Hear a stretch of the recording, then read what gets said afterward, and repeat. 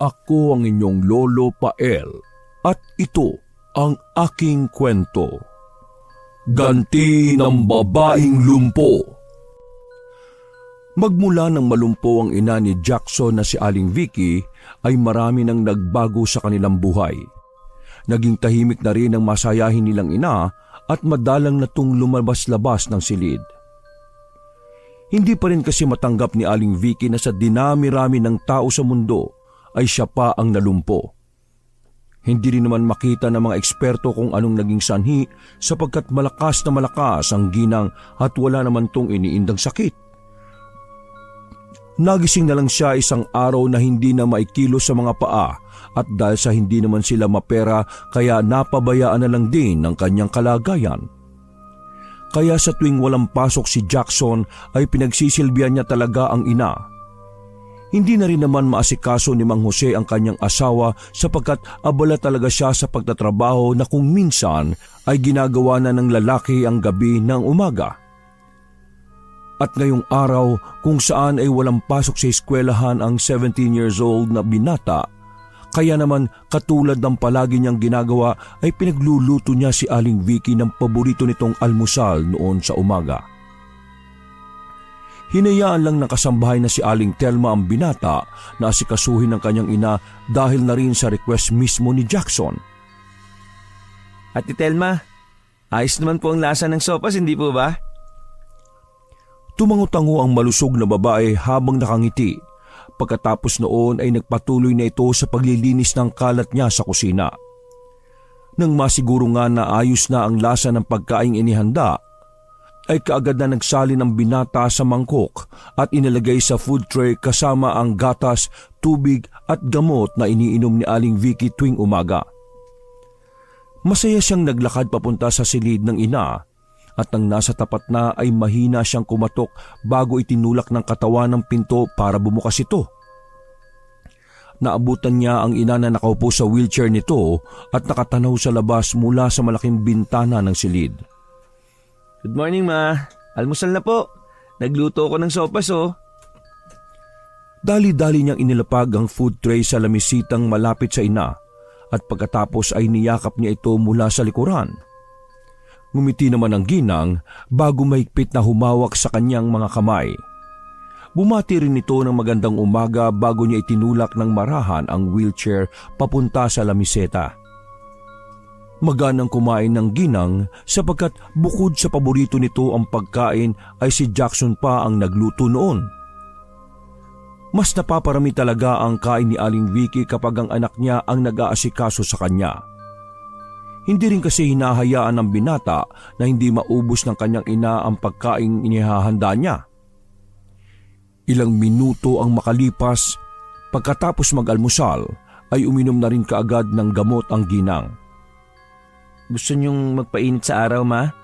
Tara, habang maaga pa at hindi pa masakit ng sa balat.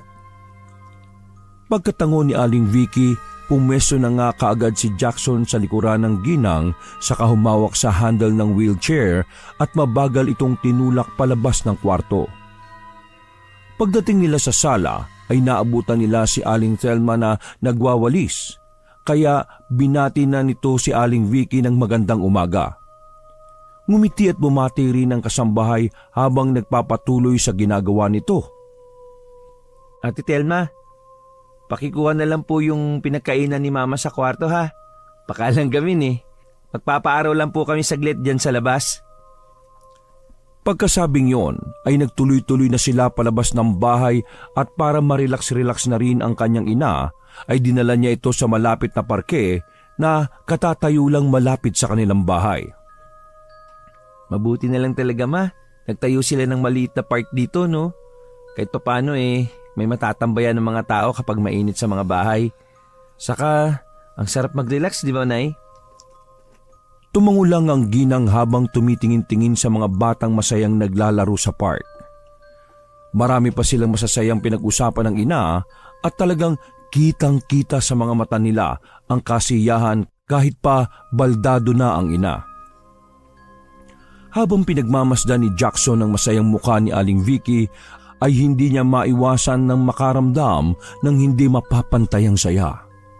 Para sa binata ay iba ang hatid ng kasiyahan at sobrang nakakataba ng puso kapag nakikita mong masaya ang mga mahal mo sa buhay, lalo na ang pinakamamahal niyang ina.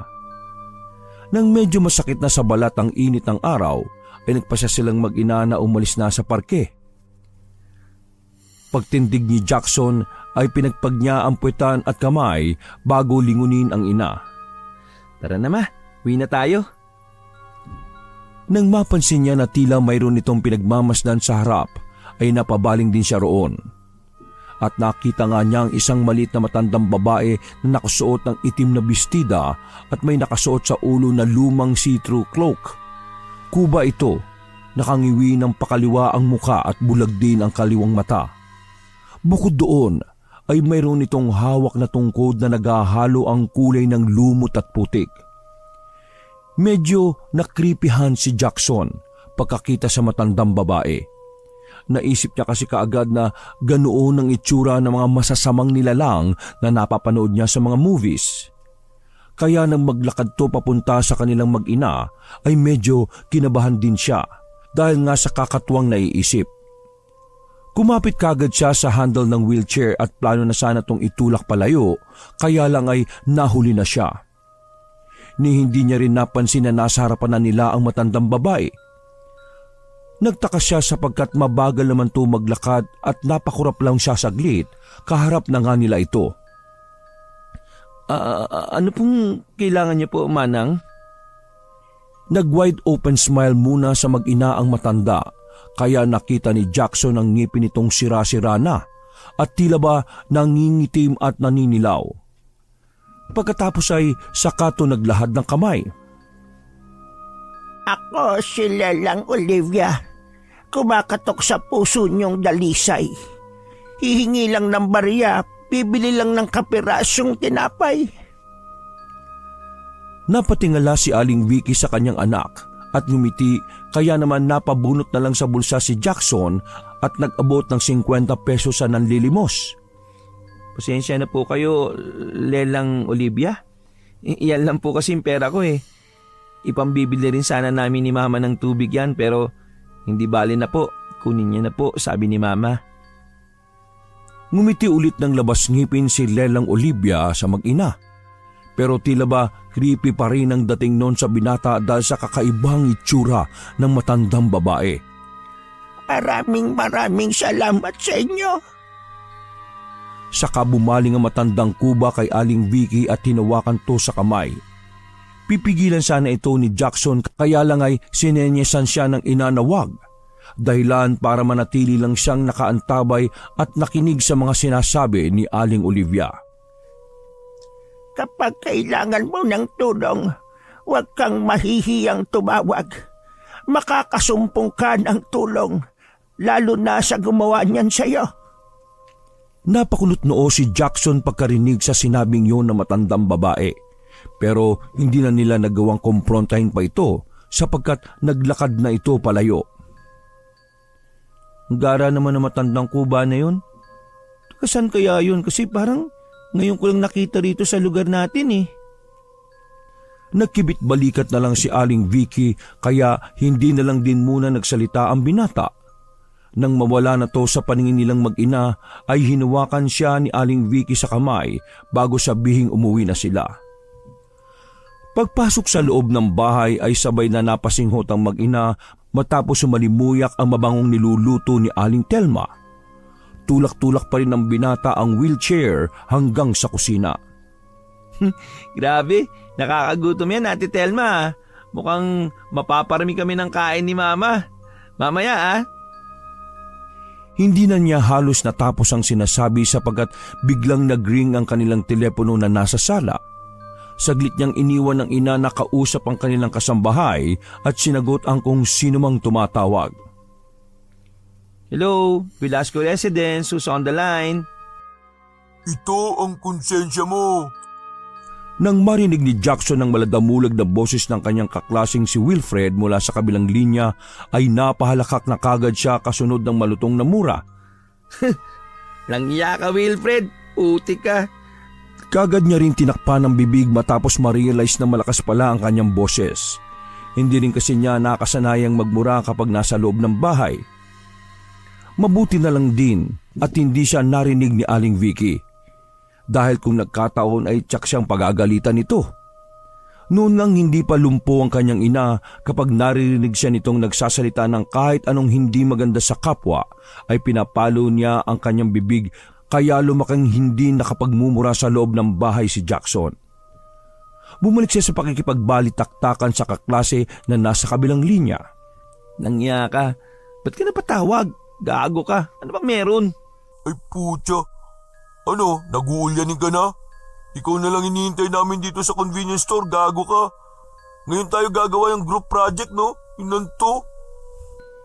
Mabuti na lang ay ipinaalala ni Wilfred kay Jackson na meron pala silang group project na gagawin. Nawala na yun sa isipan niya dahil paggising kaninang umaga ay ang pag-aasikaso na kagad sa kanyang ina ang unang pumasok sa utak niya. Napakamot ng ulo si Jackson bago magpaliwanag sa nasa kabilang linya. Naku, buti na lang tumawag ka. Nawala talaga sa isip ko. Ano, kumpleto na ba kayo? O sige, papunta na ako dyan sa meeting place. Simulan nyo na muna kahit wala ako para hindi masayang yung oras nyo. Gago. Hintayin ka raw namin kasi malayo-layo yung bahay nila President. Mahirap magsundo-sundo kaya bilisan mo na dyan ha. Huwag ka na maligo. Ito naman. Basta aliwin mo na lang sila. Bibilisan ko na lang ang pagligo. Sige na, bababa ako na to. Pagkababa ng telepono ay dali-dali siyang bumalik sa kusina para magpaalam sa magulang. Ma, may group project nga pala kami ngayon. Mabuti na lang tumawag si Wilfred sa akin. O paano? Mayroon ko muna kayo kay Ate Telma ha. Pagkatango at pagkangiti ng dalawang ginang ay tumakbo na kagad ang binata papunta sa kanyang kwarto pero bumalik din kagad matapos may maalala. Huminto siya sa mismong bukana ng kusina bago tila hingal na nagpahabol salita. Baka hindi na po ako dito manangalian pero tiran nyo rin po ako ng ulam ha. Ang bango kasi at malamang masarap yan.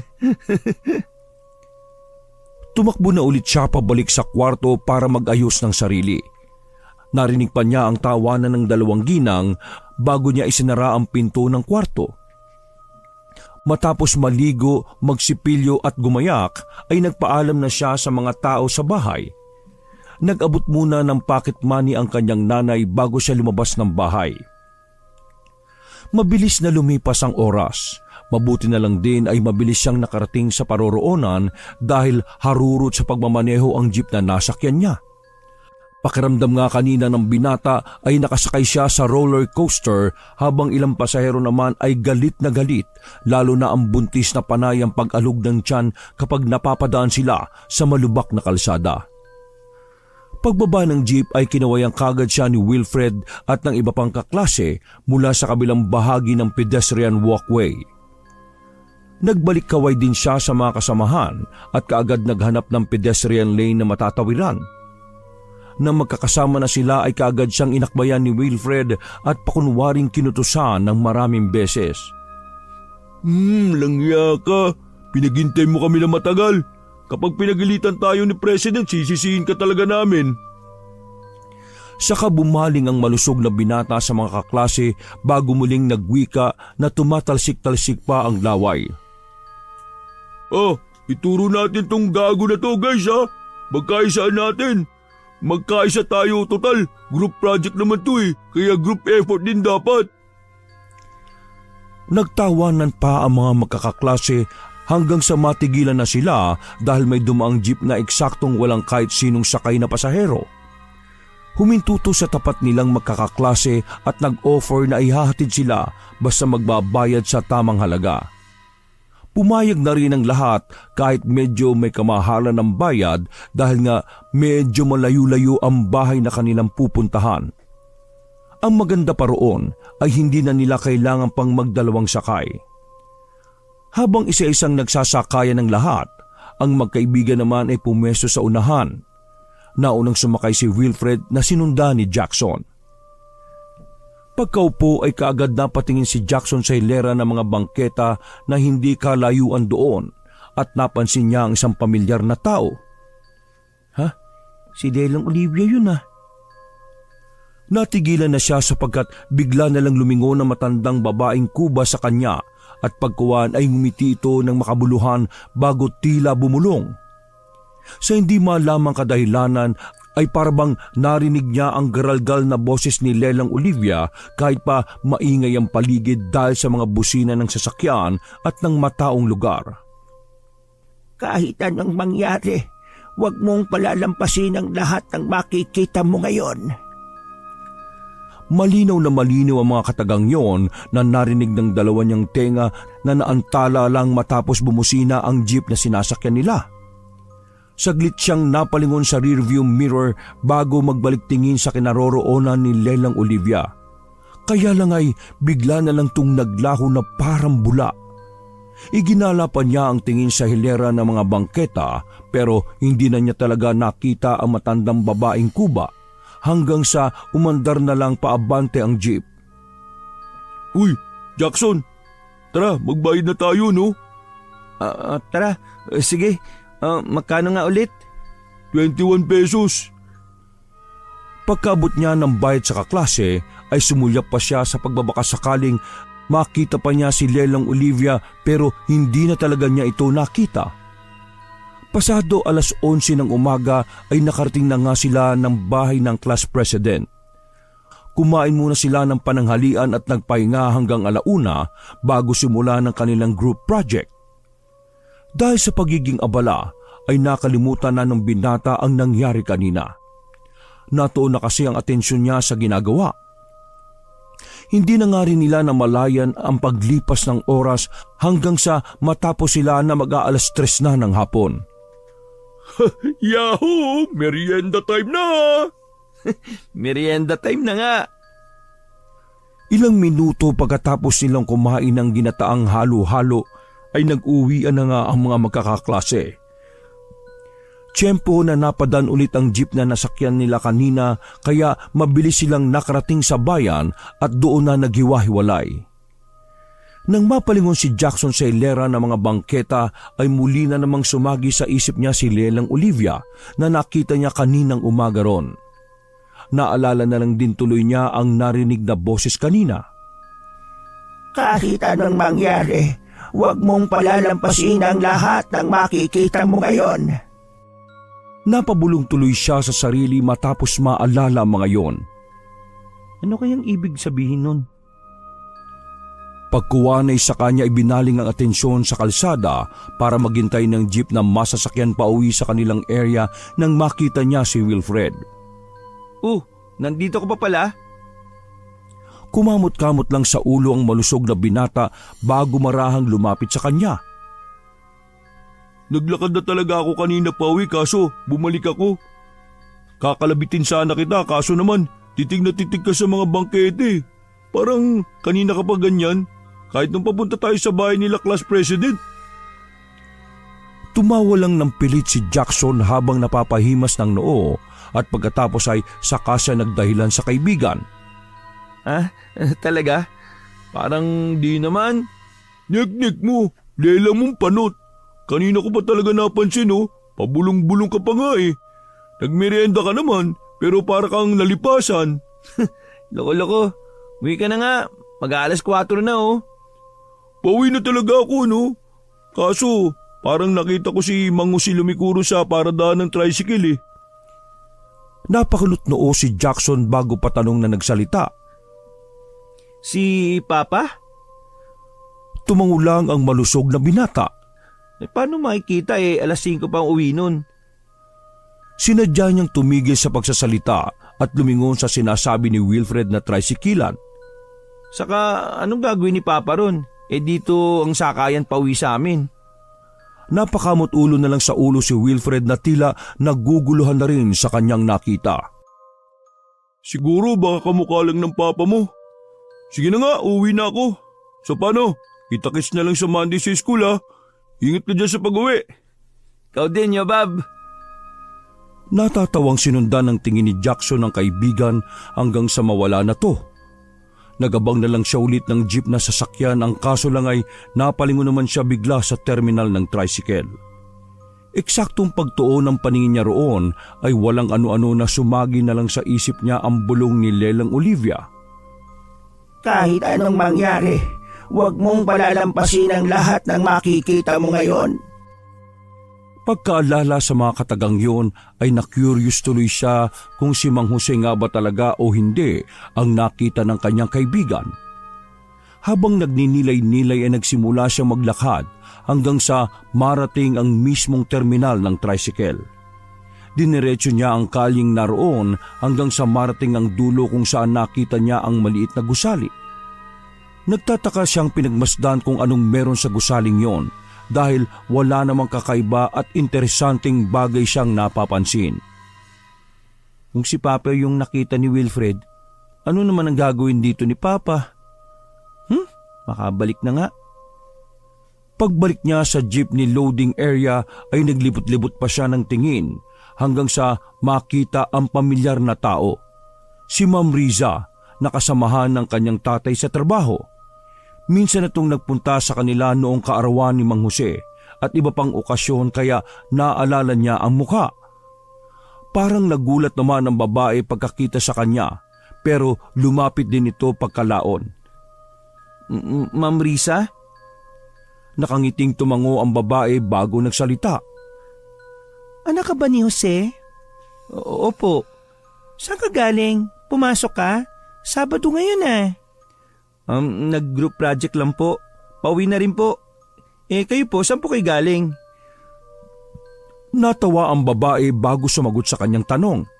Anong saan ako galing? Taga rito lang ako sa bayan nakatira. Kakauwi ko lang galing sa trabaho.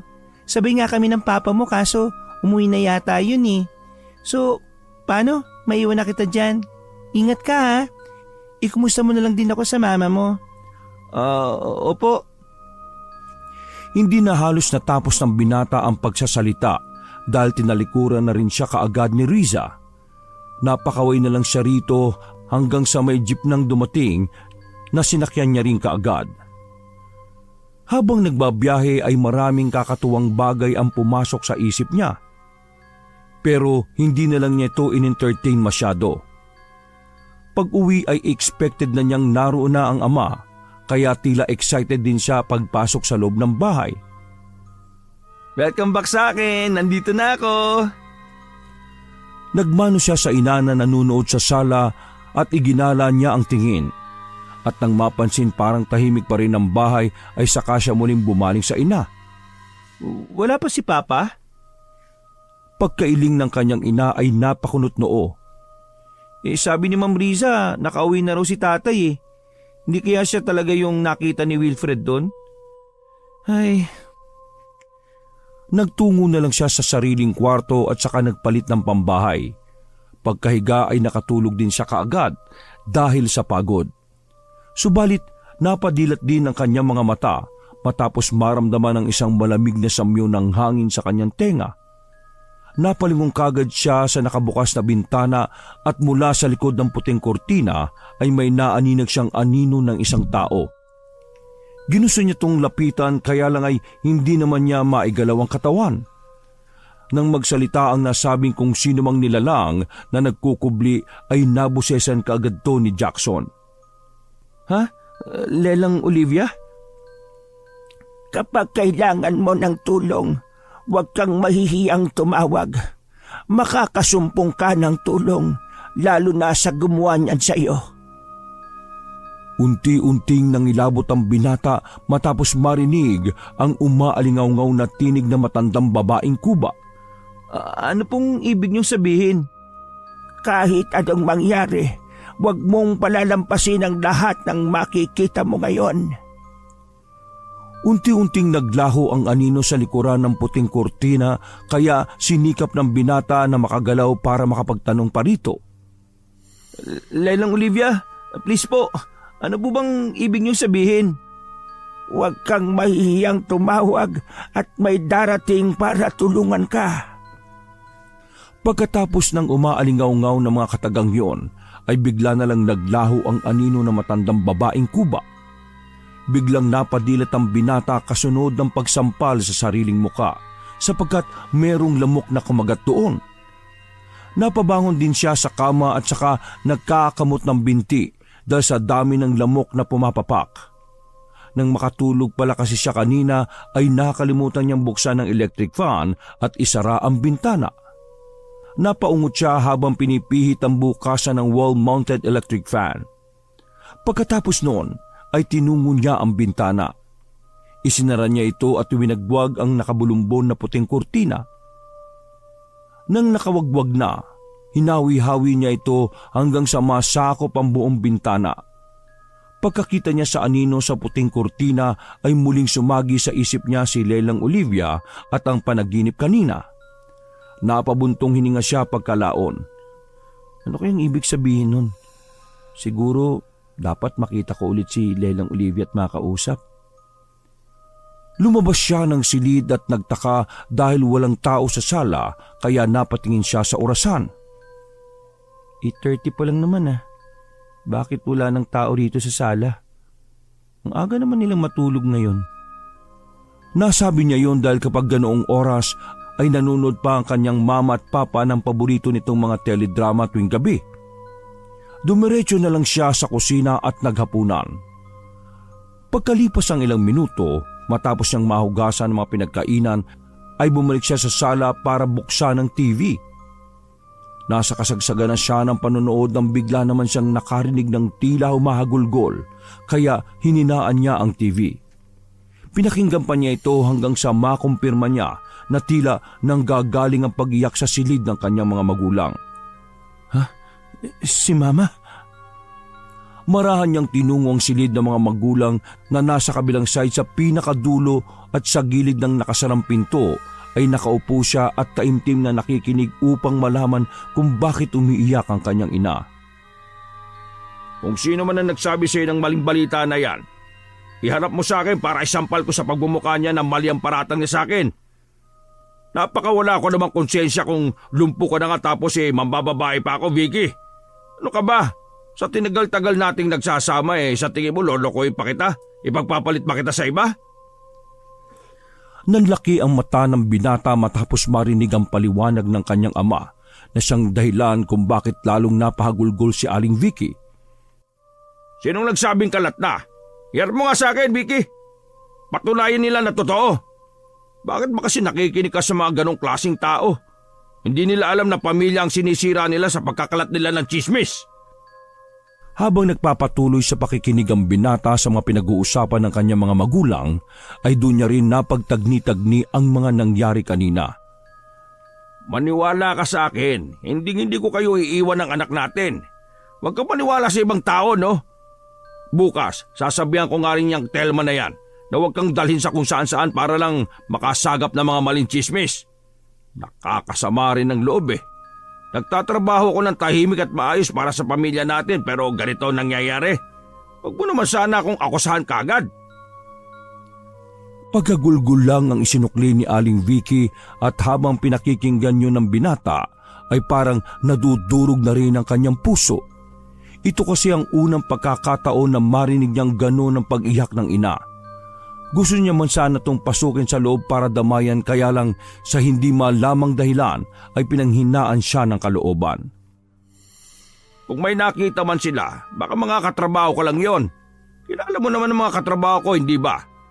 Sinasama ko pa nga rito yung mga yun kapag may pagkakataon Kapag nakilala ko yung mga nagkakalat ng chismis para masira pamilya natin, nako, umanda talaga silang lahat sa akin. Kakasuhan ko sila. Inuulit ko sa'yo. Hindi ko babae si Risa, katrabaho ko lang yon. Doon na tuluyang nalinawan si Jackson sa mga nakita kanina. At dahil sa hindi na rin niya kinaya mga naririnig ay patakbo siyang bumalik sa sala at pakunwaring nilibang ang sarili sa panonood ng TV. Kaya lang kahit anong gawin niya ay parang nakaukit na ang mga narinig kanina na paulit-ulit nang tumatakbo sa kanyang utak. Pinatay niya ang TV saka nagkulong ng kanyang kwarto. Pagkahiga ay hindi niya namalayang napapaluhan na rin siya. Hindi niya talaga kayang maisip na magkakawatak-watak ang kanilang pamilya. Ni hindi rin sumagi sa utak niya na magagawang magloko ng kanyang ama na mataas ang tingin niya at hinahangaan pa naman ng lubos dahil sa kasipagan nitong taglay. Gustong iwaksi ng utak niya na hindi kayang gawin ni Mang Jose ang lokohin ng kanyang ina na ngayon ay nagdurusa sa pagiging lumpo. Pero base sa mga nangyari kaninang hapon sa mismong nasaksihan niya ay parabang nabibigyan ng benefit of the doubt ang binata. Hindi pwede to. Hindi magagawang magloko ni tatay. Natigilan siya matapos sumagi sa isip niya si Ma'am Riza na nakita niya kanina sa bayan at ang sinabi ni Wilfred na nakita naman ito ang kanyang tatay sa kaparehong lugar. Doon ba sila nakikita sa lugar na yun? Nakatulugan na lang niya ang sobrang pag-iisip patungkol sa bagay na yon. Kinabukasan, tahimik ang loob ng bahay nang magising si Jackson at pagsilip niya sa kusina ay naabutan niya roon si Aling Telma na nagluluto na ng almusal. Umupo siya sa tapat ng dining table bago bumati sa kasambahay. Good morning po, Aling Telma. Gising na sila mama at papa? Bumati rin muna ang ginang bago nito sabihin kanina pagising ang kanyang mga magulang. Subalit ang mas ipinagtataka niya nang sabihin ni Aling Telma na pumasok daw ang kanyang ama. Dahil doon ay napakunot noo siya habang umiinom ng tubig. Ha? Anong papasok linggo ngayon? Natigilan siya nang maalala ang narinig na usapan ng kanyang mga magulang kagabi. Malamang doon na yung pumunta sa babae niya. Ay nako. Napakuyom ang kanyang kamao at aalis na sana sa kinauupuan kaya lang ay pinakiusapan siya ng kasambahay na mag-almusal na muna. Sinabi rin ni Aling Telma na siya na ang magdadala ng pagkain sa kanyang mama Vicky. Hindi na rin naman tumanggi si Jackson sapagkat alam niyang nahihiya rin si Aling Vicky na makita niyang namumugto ang mga mata ng ina nito. Nang mahaina na siya ng makakain ay mabilis na nag-almusal ang binata habang iniisip kung paano makakatulong sa sitwasyon ng kanilang pamilya. At makalipas pa ang ilang saglit ay nagpaalam muna siya kay Aling Telma na lalabas ng bahay. Pumunta nga ang binata sa bayan kung saan nakita ni Wilfred ang kanyang ama. Pagdating sa tapat ng maliit na gusali, nung una ay nagdadalawang isip na siyang pumasok. Subalit nang maalala na naman niya ang pagkagulgol ng ina kagabi ay nagkuyom na lang siya ng kamay at lakas loob na naglakad papasok sa loob nito. Medyo luma na at wala masyadong tao kaya hindi niya rin alam kung saan at kung paano magsisimulang hanapin ang kanyang ama na hinihinalang nagloloko sa kanyang nanay. Maswerte na lang siya talaga sapagkat eksaktong nakita niyang papasok din si Riza. Nagtago siya sa isang sulok para hindi makita ng babae at nang makakyat na yon sa may kalumaan na ring hagdan ay palihim niyang sinundan hanggang sa pumasok to sa isang silid. Pagkasara noon ay dahan-dahang lumapit si Jackson at inilapit ang tenga sa pintong pinasukan kanina ni Riza. May narinig siyang mga boses na tila nagtatawanan at tagaharutan. Pero hindi niya masyado maintindihan dahil malabo sa pandinig niya ang mga pinagsasasabi, kaya napakamot ulo siya. Hanggang sa mapatingin siya sa fire and emergency exit door na nakabukas. Lumapit siya roon at tiyempo na naroon banda ang bintana ng silid na pinasukan ni Riza. Maraan siyang lumapit at dumungaw roon hanggang sa makita na nga niya ang hindi inaasahang bagay. Ang nirerespeto niyang ama na si Mang Jose ay nakikipagharutan sa katrabaho nitong si Riza. Wala pang suot na damit ang Ginoo habang nakakandong naman sa kanya ang babae. Hindi alam ni Jackson kung paano ibubuhos ang galit habang pinagmamasdan ang lambingan ng dalawa. Napapikit siya at lumakad palayo pero bigla ring napahinto at bumalik sa sikretong pagmamatsyag sa kanyang ama at sa kalaguyo nito. Doon ay tahimik niyang pinakinggan ang usapan ng dalawa. Kanina pa akong umaga rito naghihintay, alam mo ba yon? Ang akala ko nga talaga hindi ka napupunta . Ang aga mo naman kasi. At saka linggo ngayon, di ba? Dapat nandun ka kay Vicky at inaasikaso siya. Natigilan na si Riza sa pagsasalita matapos makita ang kanyang kalaguyo na napaismid. Hinimas niya ang magkabilang pisngi nito sa kahinalikan ng mariin sa labi. Nang makita naman yon ni Jackson ay napakuyom siya ng kamao sa sobrang galit pero pinigilan niya ang sarili dahil gusto pa niyang masaksihan kung ano-ano ang mangyayari. Nag-away ba kayo ni Vicky? Sabi ko naman sa iyo, di ba? Huwag mo na rin siyang masyadong istresin. Alam mo naman ang kalagayan niya eh. Hindi ko naman siya inaway eh. Siya mismo nag-open ng usapan. Nakakatunog na siya sa relasyon natin. Sabi niya marami na raw ang nakakakita at nakakapansin sa ating dalawa. Tila hindi naman na nagulat si Risa na tumayo na at nagtungo sa bandang kusina. Nagtaka naman si Mang Jose sapagkat tila kalmado lang ang kanyang kabit. Parang relax na relax ka pa dyan ah. Ngumiti at nag-flying kiss si Risa kaya mas lalong nanggigil si Jackson habang pinagmamasdan ng mga yon. Dapat ba matakot ako? Ano namang magagawa ng lumpo sa akin? Saka hello, lagpas 1 taon na tayong nagsasama no? Ngayon pa ba ako matatakot? Habang naglalakad palapit ay isa-isang hinubad ng babae ang suot na damit hanggang sa ambra at panty na lang ang matira sa kanya. Pagkatapos noon ay pinatungan niya si Mang Jose na nakahilata ng upo sa couch. Matagal ko ng pangarap na malaman ni Vicky ang tungkol sa atin para naman maghiwalay na kayong dalawa. Akala ko ba sabi mo makikipaghiwalay ka sa kanya? Ang tagal ko nang naghihintay, Jose. Pinagapang niya ang mga daliri sa dibdib ng lalaki na tila naaaliw naman sa kanyang ginagawa. Hanggang kailan ba ako maghihintay na masolo ka? Ngumiti naman si Mang Jose at saka hinabol ng halikang kalaguyo na tila nagpapakipot pa. Kaunting tiis na lang. Hindi matatapos tong taon na to masosolo mo na ako. Makikipaghiwalay na ako kay Vicky. Bigyan mo lang ako ng kaunting oras. Bumabelo lang ako sa anak ko. Palagi naman ako may oras sa iyo eh. Kaya sana ikaw rin. Makipaghiwalay ka na sa babaeng lumpo na yon. Malapit na, mahal kong Riza. Promise. Malapit na.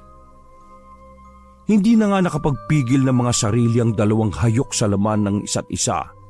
At nangyari na nga ang pagdiniig na kitang-kita mismo ng dalawang mata ni Jackson. Hindi makapaniwala ang binata na makakagawa ng ganong klase ng pangangalunya ang kanyang ama. Dahil hindi na niya kayang tanggapin ng mga nakikita ay patakbong lumayo sa lugar na yon at hindi na rin namalaya na tumatagas pala ang kanyang mga luha. Sa gitna ng kalsada siya mismo napahinto habang umiiyak at tumihingal. Bigla rin siyang nasuka dahil sa biglang tensyon na naramdaman matapos sa mga nakita na hindi niya rin masikmura. Mabuti na lang nga isang traffic enforcer ang nakapansin sa kanya. Kaya inalalayan siya nito at itinabi sa pedestrian hallway. Doon ay pinagpatuloy niya ang pagagulgol hanggang sa bigyan na siya ng tubig ng traffic enforcer. Nang medyo kalmado na ang kanyang pakiramdam, ay nagpasalamat siya sa traffic enforcer bago sumakay ng jeep pauwi sa kanila.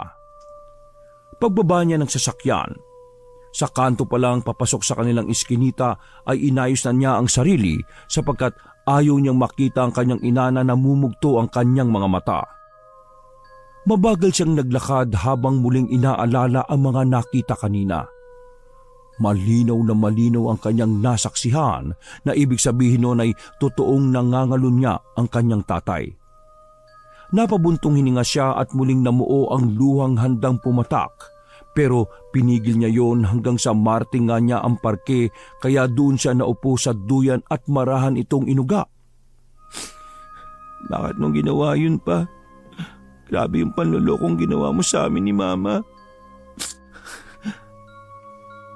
Napapikit siya kaya tuluyan na nga ulit pumatak ang luha. Pero pinunasan niya rin to kaagad kasunod ng pagbabalik tanaw sa mga narinig niyang usapan kanina. Dapat ba matakot ako? Ano naman magagawa ng lumpo sa akin? Saka hello, lagpas 1 taon na tayong nagsasama. Ngayon pa ba ako matatakot? Makipaghiwalay ka na kasi sa kanya. Matagal na ako naghihintay no? Konting tiis na lang. Hindi matatapos ang taon na to. Masosolo mo na ako. Makikipaghiwalay na ako kay Vicky. Bigyan mo lang ako ng kaunting oras. Bumubuelo lang ako sa anak ko. Palagi naman ako may oras sa iyo eh. Kaya sana ikaw rin. Makipaghiwalay ka na sa babaeng lumpo na yan, no? Malapit na, mahal kong Risa. Promise, malapit na. Napaigpit ang hawak niya sa makapal na lubid ng duyan matapos muling maalala mga salitang yun. Nasasaktan ang binata para sa kanyang ina na wala namang ibang hinangad kundi mahalin ang kanilang pamilya. Napailing na tuloy siya habang inaayos ang sarili. Paano ako uuwi sa ganitong itsura? Baka mapansin pa ni Mama at magtanong yun. Hindi ko alam kung ano sasabihin sa kanya. Sasabihin ko ba sa kanya? Tumayo siya at muling nagpunas ng muka gamit ang damit. Binahig-bahig pa rin niya ang buhok at nang hahakbang na palabas ng parke ay bigla na lang siyang tila nakaramdam ng kakaibang lamig kahit pa sikat na sikat ang araw. Bigla na lang kasing umihip ang hangin at nang dumampito sa kanyang balat ay nanayo ang kanyang mga balahibo bago muling marinig ang pabulong na tinig ni Lelang Olivia. Huwag kang mahiyang tumawag at may darating para tulungan ka. Dahil sa tinig na yon ay napalibot siya ng tingin sa buong parke, subalit wala naman siyang nakitang kahit na sino roon. Kaya naman minadali niya ang paglalakad pauwi sa kanilang bahay hanggang sa maabutan na nga niya si Aling Telma na nasa mismong gate at nag-aayos sa mga kartong may kung anong laman sa loob. Napakunot-noo siya habang pinagmamasdan ng mga yon. Ate Telma, ano po mga yan? Tumulong siya sa pagbubuhat hanggang sa mapansin ang ilan sa laman ng karton. Nang makita niya ang ilang gamit ng kanyang ama, ay bigla siyang muling napatingin sa kasambahay. Nang malungkot na tumango ang ginang ay doon na naintindihan ni Jackson kung anong nangyayari. Kaya dali-dali siyang tumakbo sa loob ng bahay para puntahan ang ina sa silid nito. Mama? Naabutan niya si Aling Vicky sa tapat ng malaking bintana na humahagulgol sa pag-iyak. Ramdam na ramdam niya ang matinding sakit ng kalooban ng ginang sa bawat paghikbi at pag-iyak nito. Kaya marahan siyang lumapit at niyakap na lang ang pinakamamahal niyang nanay. Sige po ma, iyak niyo lang po yan. Ma, nandito lang ako ha. Hindi ko po kayo iiwanan, promise ma. Hindi ko po kayo pababayaan. Dahil sa mga sinabing yon ng binata ay mas lalong humagulgol ang ginang habang napapahigpit ng pagyakap sa kanya. Napapapalaho na rin tuloy si Jackson ng iyak sapagkat hindi niya matik na nagkakaganoon ng kanyang ina. Pagdating naman ni Aling Telma ay inalo-alo niya ang mag-ina habang pinalalakas ang kalooban at pagkalipas ng ilang pang minuto ay humupa na rin ang pagluha ng mag-ina pero ramdam pa rin sa kapaligiran ang matinding kalungkutan. Nang kalmado na ang lahat ay ikinuwento nga ni Jackson sa ina at kay Aling Telma ang mga nasaksihan niyang kababuyan ng kanyang tatay at ng kalaguyo nito. At kahit masakit ay tinanggap nila yung mag-ina. Pagsapit ng 10:00 ng gabi, eksaktong tapos ng kumain ng mag-ina ay bigla namang dumating si Mang Jose na tila nakainom. Padabog itong pumasok ng bahay matapos makita ang mga gamit niya na nasa labas na ng bakuran. Kinalampag niya ang pinto at padabog na nagsalita sa mag-ina na nasa sala at nililibang ang sarili sa panonood ng TV. Bakit nasa labas ang mga gamit ko? Sinong naglabas ng mga gamit ko ha? Walang nagsalita sa mag-ina. Tila ba bingi sila at hindi narinig ang kung anong sinasabi ni Mang Jose, kaya muli itong kinalabog ang pinto. Sa pagkakataong yon ay mas malakas na yon kaya medyo nabigla silang lahat. Ano ba? Pinakausap ko kayo ha? Susuray-suray niyang kinuhang remote saka pinatay ang TV. Ala, wala pa rin magsasalita sa inyo? Hindi pinansin ni Jackson ang kanyang ama dahil masamang-masama ang loob nito sa ginawa nitong panluloko sa kanila ni Aling Vicky. Tumayo lang siya at kinuha ang ina saka itinulak papunta sa silid nito. Kaya lang ay natigilan sila sapagkat lalong naghurimentado ang Ginoo. Ano ba? Magabastos kayo ha? Pinakausap ko kayo at tinatanong kung sinong naglabas ng mga gamit ko. Kasunod noon ay hinatak nito ang TV saka itinumba. Hala, wala pa rin sasagot? Ang kapal naman ng mukha niyong ikaw pa magalit pa. Alam na namin na kagaguhan mo, no? Kitang-kita ng dalawang mata ko ang pinag-aagawa nyo kanina. Nung malandi mong katrabaho. Ayaw ka na ni Mama na makasama pa.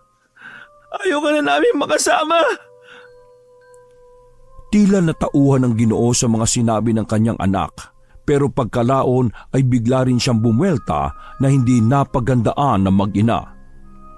Ako ang palalayasin yung dalawa. Kayo lumayas dito sa pamamahay ko. Lumayas na kayo dahil mga wala naman kayong silbi sa buhay ko. Mga pabigat! Sa pilitan niyang hinatak ang wheelchair kaya sinikap ni Jackson na protektahan ng ina hanggang sa tuluyan siyang may pagtulakan sa labas ni Mang Jose. Wag na kayong babalik dito Mga gagong sampid na palamunin ko lang kayong dalawa. Ako ang bumili ng bahay na to at hindi tayo kasal, Vicky. Napaluhan na lang ng tahimik si Aling Vicky matapos masampal ng katotohanan. At dahil wala na silang nagawa ng gabing yon, kaya napilitan na lang muna silang makitulog sa bahay ni Aling Telma na malapit lang naman doon ang bahay. Hindi man yun kasing ganda ng kanilang bahay, pero ramdam naman nila ang pagmamahal ng kasambahay at malugod na pagtanggap. Sa isang may kasikipang silid nagsiksikan sa pagtulog ang mag-ina. Pero hindi rin sila halos dinalaw ng antok dahil sa mga pangyayari at habang nakaiga sa papag ay naririnig pa ni Jackson ang pag-iyak ng kaawa-awa niyang nanay. Kaya niyakap na lang niya ito ng mahigpit. Magiging okay din po ang lahat, Ma. May tutulong rin sa atin para makaahon sa ginawa ni Papa. Huwag po kayo mag-alala. Hindi na natapos ni Jackson ang pagsasalita sapagkat bigla na lang lumamig ang kaninang mainit na silid na kinaroroonan nila. Napatingin siya sa bintanang nakabukas sapagkat naisip niyang doon nang gagaling ang lamig na pumapasok na tila nanunuot sa kanilang mga kalamnan. At ilang saglit pa nga ay nagulat siya nang dumungaw mula roon si Lelang Olivia. Napatras silang mag-ina matapos makita ang hindi kaaya-ayang pagmumukha ng matandang kuba. Lelang Olivia, ano pong ginagawa niyo rito? Nginitian ng matandang ginang ang mag-ina at sa isang iglap ay tila ba gumaan ang kanilang pakiramdam. Para bang may kung anong nakaka-relax na presensya ang lumukob sa kanila. Dumating na ang tulong. Napalingon sa isa't isa ang magnanay bago magbalik tingin kay Lelang Olivia. Ano po yun? Noong ako'y nangangailangan kahit wala kayong sapat na pera, pinagkalooban niyo ako at hindi nagdalawang isip na magbigay ng tulong. Ngayon, ibabalik ko ng doble ang tulong na yon. Hindi man pinansyal pero matutulungan ko kayo sa ibang paraan. Sumunod kayo sa akin. Nang gabing yon, habang natutulog ng mahimbing si Aling Telma ay lumabas nga ng bahay ang mag-ina para sundan ang misteryosang matandang kuba hanggang sa makarating sila sa tapat ng parke. Nagkatinginan pa ang mag-ina bago muling nagsalita si Jackson. Lelang Olivia, ano pong ginagawa natin dito? Hindi lumingon at tumugon ng ginang. Kaya nagpatuloy lang sa pagsunod hanggang sa makapasok sa loob ng parke. At sa isang iglap ay biglang nagbago ang kapaligiran. Para silang nag-warp sa ibang dimensyon kaya hindi alam na mag-ina ang mararamdaman pagkatapos noon. Napaligiran sila ng matatayog na puno na parabang nagsasayawan dahil sa mahinang pag-ihip ng hangin. At kahit ganoon ang kapaligiran ay maliwanag pa rin dahil sa napakaraming alitaptap na nagkalat sa buong paligid. Lelang Olivia, nasan po tayo? Naudlot na ang binata sa pagsasalita dahil paglingon niya sa kaninang kinaroroonan ng matandang kuba ay wala na ito roon. Napahigpit tuloy ang kapit niya sa handle ng wheelchair sapagkat unti-unti na siyang nangingilabot. Hindi na kasi normal itong mga nangyayari na para lang silang nananaginip na mag-ina. Nananaginip lang ba tayo, Ma? Hindi rin nakasagot si Aling Vicky na tila namangha naman sa mga nakita. Parang napakahiwaga ng kapaligarang napuntahan nila. Hindi kayo nananaginip. Ako to, si Lelang Olivia. Ganoon na lang ang pagkamangha ng mag-ina matapos makita ang maladiwatang anyo na kanina lang ay matandang kuba na nakakatakot ang muka. Pagkalaon ay humarap na to kay Aling Vicky saka nagwika. Mabuti kang tao pero nakikita ko ngayon sa mga mata mo ang matinding kalungkutan. Galit at pagnanais na makapagganti pero huwag kang mag-alala. Dahil ako ang gaganti at gagawa ng paraan para maipatid mo ang iyong galit. Matutulungan ko kayo. Ibigay niyo sa akin ang kahit anong bagay na mayroong kaugnayan sa iyong asawa. Tila nagulat naman ang mag-ina at saglit na nagkatinginan. Paano niyo pong nalaman ng tungkol sa kanila ni Papa? Ngumiti si Lelang Olivia bago ulit nagsalita. Hindi na mahalaga yun, Jackson. Saka siya naglahad ng kamay kay Aling Vicky. Napabuntong hininga naman muna ang ginang sapagkat nagkakaroon pa siya ng pagdadalawang isip kung susundin niya ang sinasabi ng maladiwatang kausap. Nang hawakan ni Jackson na magkabila niyang balikat at pinisil-pisil ay doon na nakapagdesisyon si Aling Vicky. Marahan niyang binunot ang wedding ring at saka inabot ni Lelang Olivia. Napangiti na naman ang maladiwatang nilalang bago nito itiniklop ang kamay. Ngayon pa lang ay babalaan ko na kayong mag-ina. Kung hindi niyo magugustuhan ng inyong mga nakikita at maririnig, ay mas mainam na pumikit na lang kayo at magtakip ng tenga. Hindi umimik si Jackson. Minasdan niya lang ang kanyang ina na seryoso ang pagmumuka at mukhang desidido na sa kung anong mangyayari sa gabing yon. Kaya muli niyang binalingan ng tingin si Lelang Olivia at nagsalita.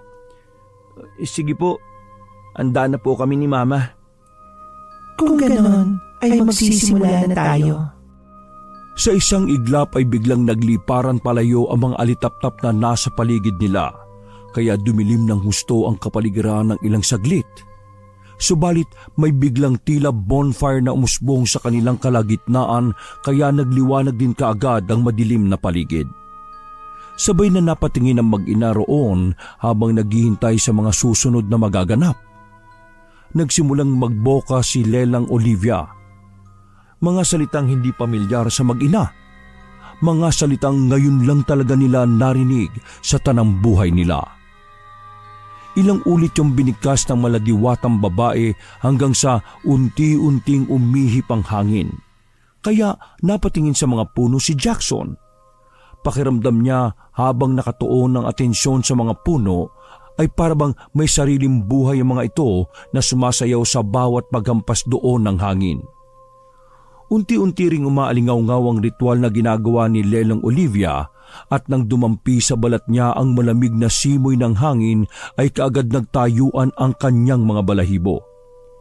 Saglit siyang napayakap sa sarili, subalit nang makita ang kanyang ina na tila nangingilabot na rin sa mga nangyayari ay niyakap niya ito ng mahigpit. Huwag po kayo matakot, Ma. Hindi ko po kayo iiwan. Natigilan na siya sa pagsasalita sapagkat napatingin sa kanilang dalawa si Lelang Olivia. Ngayon, Vicky, bigkasin mo ng marahan ang pangalan ng iyong asawa at ng kanyang kalaguyo. Napabuntong hininga muna ng malalim ang babaeng lumpo bago niya marahang bigkasin ang mga nasabing pangalan. Pagkatapos noon ay bumaling naman si Lelang Olivia kay Jackson. Ngayon, Jackson, ikaw naman ang bumanggit sa mga pangalan nila. Pagkatango ay binigkas nga niya ang mga pangalan. Joseph Malabanan at ang kabit niyang si Risa. Pagkatapos nilang banggitin ang mga nasabing pangalan, ay muling tumuon ang atensyon ng maladiwatang babae sa bonfire na nasa gitna nila. Bumulong ulit siya ng mga salitang siya lang ang nakakaunawa. Makailang beses yon bago siya tumigil at tumarap sa mag-ina. Ngayong gabi ito, mararanasan nila ang ganti mo, Vicky. At kahit na magsisi sila, ay huli na ang lahat. Humangin ng malakas at sa sobrang lakas ay parang mabubuwal ang mga punong nakapaligid sa kanila. Subalit nakapagtatakang ang apoy na nasa gitna ay hindi man lang natitinag ng malakas na hangin. Nagwika na naman ng panibagong orasyon si Lelang Olivia at sa pagkakataong yon mas nakakakilabot itong pakinggan dahil parang nagtatawag ng kung anong nakakatakot na presensya. Nangilabot pareho ang mag-ina, kaya napakapit ng mahigpit si Jackson sa balikat ng kanyang ina, habang taimtim na nagmamatsyag sa kapaligiran. At habang tumatagal sa pag-uulit ng orasyon si Lelang Olivia, ay mas bumigat at mas lumamig ang presensya sa buong paligid. Nagsimula naman pumikit at magdasal sina Aling Vicky at Jackson, sapagkat grabe ang takot na hatid sa kanila ng mga kaganapan. Damang-daman nila ang tila kung anong hindi kaaya-ayang puwersa na lumulukob sa kanilang kalagitnaan. Muling napadilat ang binata para tingnan kung ano ang nangyayari at laking gulat niya sapagkat napakabalasik na ng muka ng kaninang maladiwatang itsura. Tumalim din ang mga tingin nito habang patuloy sa pagbigkas ng mga hindi maunawa ang salita. Unti-unti ring nagbago ang boses ni Lelang Olivia, na mula sa pagiging tinig ng isang diwata ay dumami na parang pinaghalo-halong boses ng mga nilalang na galing sa ilalim ng lupa. Ngayon, pakinggan niyong mabuti ang paghihirap ng mga taong nanakit sa iyong damdamin, Vicky. At sa iyo rin, Jackson. Po? Hindi na naituloy ni Jackson ang pagsasalita sapagkat tumigil ang malakas na hangin. Para bang kinain sila ng katahimikan na kahit anong ingay ay hindi nila maririnig. Pakiramdam ni Jackson ay parang huminto ang oras sapagkat nang tumingin siya sa bonfire ay hindi na to gumagalaw pero nararamdaman pa rin niya ang init na nanggagaling dito. Napadilat tuloy ulit si Aling Vicky at napatingin sa kanyang anak habang naghihintay sila sa mga susunod pang mangyayari. Pagbaling ng tingin nila kay Lelang Olivia ay ngumiti lang ito na abot hanggang sa tenga at kasunod na noon ay muling umihip ang malakas na hangin dahilan para mamatay ng tuluyan ng apoy na nasa kanilang kalagitnaan. Mas tumindi ang lamig at bigat na nararamdaman ni Jackson. Uminit din ang kapaligiran na para silang inaapuyan at pagkatapos noon ay nakarinig sila ng mga ingay sa paligid. Iba't ibang klase ng kaluskos na tumagal ng ilang minuto bago magkaroon ng mga mahihinang pamilyar na boses. Habang nakakapit sa balikat ng ina ay taimtim na pinakinggan ni Jackson ang mga mahihinang boses. Boses ni Papa yun at saka ni Ma'am Risa. Muli siyang napatingin kay Lelang Olivia na nakangiti pa rin habang nagpapatuloy sa pagbikas ng mga salitang siya lang ang nakakaintindi. Kumpara kanina, mahina na lang ang boses niya, kaya mas malinaw na naririnig ni Aling Vicky at Jackson ang mahihinang boses ni Mang Jose at ng kabit nitong si Risa. Ba't namin naririnig ang mga boses nila? Nasaan po sila, Lelang Olivia? Nginitian lang siya ng kausap bago si Menyas na manahimik lang at makinig, kaya ganoon na nga ang kanyang ginawa habang nakakapit sa balikat ng kanyang ina. Si Aling Vicky naman ay seryoso lang din sa pakikinig sa usapan ng kanyang asawa at ng kalaguyo nito na unti-unti nang lumilinaw ang mga boses kumpara kanina. Iniwan ko na ang mag-ina ko. Pinalayas ko na sila rito sa bahay para lang matupad ang gusto mong mangyari na magkasama na tayo. Ngayon, malaya na tayong dalawa. Tama lang ang ginawa mo, no? Wala namang silbi mga yun eh. Lalo na yung lumpo mong asawa, mas lalo ka lang malulugmo kapag nagpatuloy ka makasama sila. Ngayon, malayang-malaya na tayo sa mga gusto nating gawin, mahal kong Jose. Nang marinig yun ni Jackson ay nakaramdam siya ng pagkamuhi para sa ama. At alam niyang mas masakit yun para sa kanyang ina.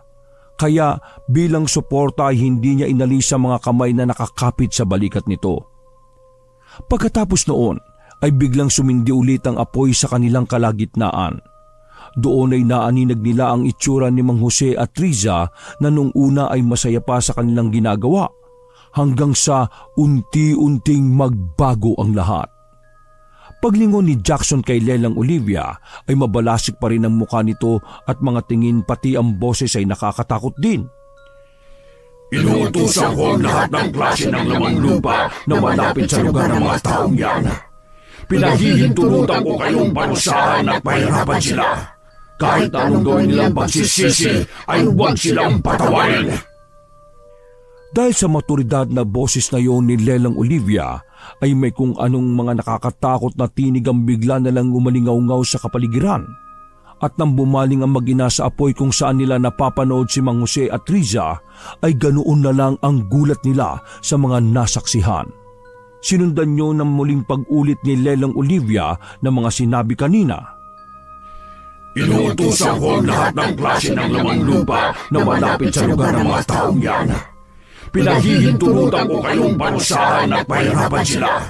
Kahit anong gawin nilang pagsisisi, ay huwag silang patawarin. Makailang beses niya yung sinabi hanggang sa ang mga nakakakilabot na tinig na nasa kanilang paligid ay unti-unting magkaroon ng mga imahe habang umaangat pa'y taas. Nangilabot ang buong katawan ni Jackson nang makita ang mga ito na parang sumasabay na naglaho sa hangin hanggang sa tuluyang mawala na parang bula. Nang mawala na ang mga ito, ay saka siya ulit napatingin sa apoy at doon na nga niya nakita ang mas lalong nagpasindak sa kanyang pagkatao. Ibang-iba na kasi ang itsura ng kanyang ama bago nila ito iwan. Parang sa isang iglap lang ay mas dumoble ang tanda nito. Anong nangyari kay Papa? Hindi umimik si Lelang Olivia. Itinuro lang nito ang apoy kaya muling nag-antabay doon ang mag-ina sa kung ano ang mangyayari. Bakit ganito ang pakiramdam ko?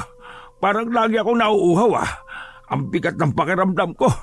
Kumakain naman ako ng sakto sa oras at may sapat na tulog. Ano ba itong nangyayari sa akin, mahal kong Risa? Huwag ka mag-alala. Magpapatingin tayo sa doktor. Mapanatag ka. Ang malaga magkasama na tayong dalawa at wala ang pamilya mong hahadlang sa pagsasama natin. Nakaramdam na naman ng pagkamuhi si Jackson matapos marinig ang mga yon. Ang kapal talaga ng mga mukha nila. Saka siya bumaling kay Lelang Olivia. Akala ko po ba tutulungan mo kaming maparusahan sila? Bakit parang wala namang nangyayari? Mas lalo lang nasasaktan si Mama sa mga nakikita at naririnig niya, Lelang Olivia. Naudlot na sa pagsasalita ang binata sapagkat habang umiiyak ay biglang sumigaw si Aling Vicky na dapat maparusahan na nga ang dalawa sa mga pananakit nito sa kanilang mag-ina. Minasdan sila ni Lelang Olivia bago tumugon ng malumanay na ulit. Ngayon ay masasaksihan mo na, Vicky, ang kanina mo pa inaasam na paghiganti. Pagmasdan niyong maigi ang mga susunod na mangyayari. Ang mga magpaparusa sa kanila ay naroon na at siguradong hindi nila yun matatakasan kahit kanino pa sila humingi ng tulong. Ngumitito sa kanila kaya napabuntong hininga na lang ang mag-ina. Ngayon, tingnan niyong maigi ang paghihirap na mangyayari sa kanila at sinisigurado kong ikatutuwa niyo ang mga yon. Napatuon na nga ang tingin nilang lahat sa apoy na nasa kalagitnaan at doon ay muling tinunghayan ang mga nangyayari. Habang kumakain si Mang Jose ay nakita nilang tumigil ito at nanghingi ng tubig sa kanyang kalaguyo. Nang makainom na ng tubig ay muling napahawak ang Ginoo sa kanyang tiyan at doon na nga siya nagsimulang maduwal. Mahal, Risa, ang sakit ng tiyan ko. Parang may kumakalkal mula sa loob. Mula sa apoy ay kitang-kita nila kung paanong mahirapan ang Ginoo sa pagsuka ng mga kinain nito. Mas nangayayat na rin at mas tumanda ang mukha na parang nasa edad 80 na. Kumulubot ang balat, nangalumata at nangayayat ito ng husto. Hindi alam ni Jackson kung matutuwa siya o maaawa sa nakikita kaya napatingin na lang siya sa kanyang ina at ganun na lang din ang gulat niya nang makita ang ngiti nito sa labi. Napahawak siya sa sariling dibdib sapagkat iba rin ang kanyang naging pakiramdam matapos makita ang sariling ina na tila natutuwa sa paghihirap ng iba. Hindi niya nakilala na ganoon si Aling Vicky sapagkat mapagmahal ito at maalalahanin sa kapwa. Mahal, Risa, namamanid na mga katawan ko sa sobrang sakit ng tiyan ko. Pakiusap, tumawag ka ng tulong. At teka, ano rin bang nangyayari sa iyo? Kitang-kita nila mula sa apoy kung paano rin mamilipit sa sakit ng tiyan ang kabit ni Mang Jose na si Risa. Mahal, Jose, ang sakit. Ang sakit ng tiyan ko. Ano ba itong nakain natin? Ano ba itong aray? Nabili mong pagkain. Na food poison yata tayo eh. Kitang-kita ng mag-inang Vicky at Jackson kung paanong mamilipit sa sakit ng tiyan si na Mang Jose at Riza. Ilang saglit pa ay pilit na tumayo ni Mang Jose. Kumapit siya sa lamesa hanggang makaupo ulit sa dining seat. Uminom siya ng tubig at pinakiramdaman ng sarili para bang gumiginhawa na. Maraan siyang naglakad at lumapit kay Risa na namimilipit pa rin sa sakit ng tiyan. Nang ilahad niya ang kamay dito para alalayang bumangon, ay ganun na lang ang gulat niya sapagkat ang mukha ng kanyang kabit ay may mga butlig-butlig na parang malalaking tigyawat. Ano yan? Unti-unti ring tumubo ang mga mapupulang butlig sa buong katawan ng babae, kaya napatingin ito sa sarili. Nang makita niya mga yon ay bigla rin siyang nangilabot at napakapit kay Mang Jose. Ano to? Baka allergy yan. Ano bang meron sa kinain natin? Adobong manok lang naman yun ah. Habang sinasabi yon ni Mang Jose, ay dahan-dahan siyang napapakamot sa sarili hanggang sa bumilis ng bumilis yun. Saka lang din niya napansin na ang dami na niyang pantal sa buong katawan. Dahil doon ay nagkatinginan sila ni Riza na parang takot na takot.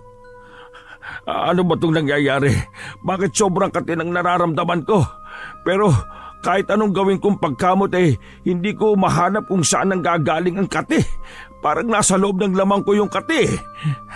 Mahal, ang sakit ng mga butlig-butlig. Parang may mga kumikislot-kislot. Ano ba itong nangyayari? Aray ko! Aray ko! Nagimbal ng gusto si Mang Jose pagkakita sa mga butlig ng kanyang kabit na biglang nagputukan at may mga insektong naglalabasan mula roon.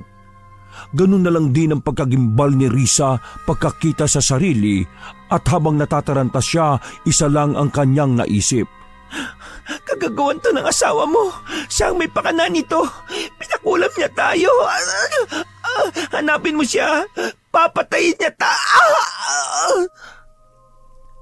Sabay-sabay na pumutok ang mga butlig at nagtalsikan sa mukha ni Mang Jose ang ibang katas.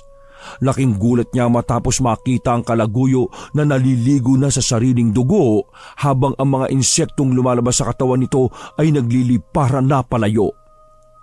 Pagkahandusay ni Risa sa sahig ay nataranta na rin ang Ginoo at hindi na rin nito alam kung ano ang gagawin. Sinubukan niyang tumakbo kaya lang ay nangati na ng nangati ang kanyang katawan hanggang sa hindi na rin niya matiis ang sobrang pangangati.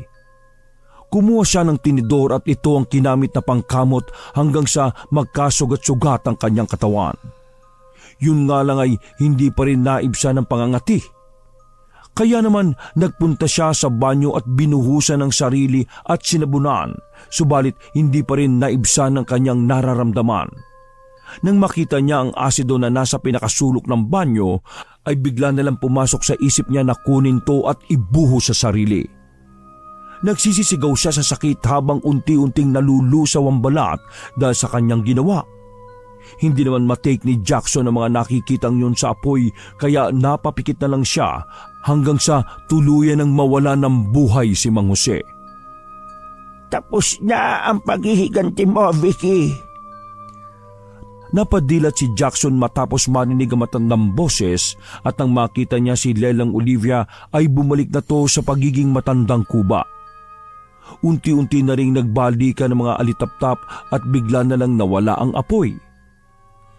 Nasuklian ko na ang kabaitan yung mag-ina sa akin. Ngayon, patas na tayo. Naglakad palayo ang matandang kuba at nang mawala na to sa paningin nila ay sa isang iglap bumalik na ang lahat sa dati. Nasa parke na ulit ang mag-ina. Pasadong 3:00 ng madaling araw.